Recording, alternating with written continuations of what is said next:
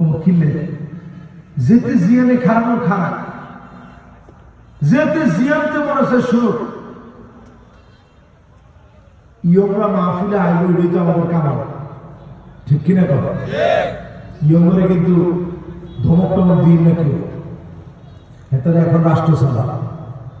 মস্কারি আলাদা নেই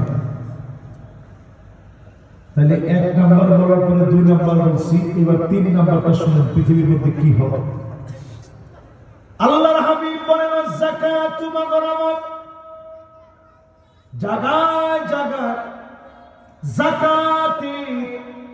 সম্পদ মানুষকে বোঝা যাকে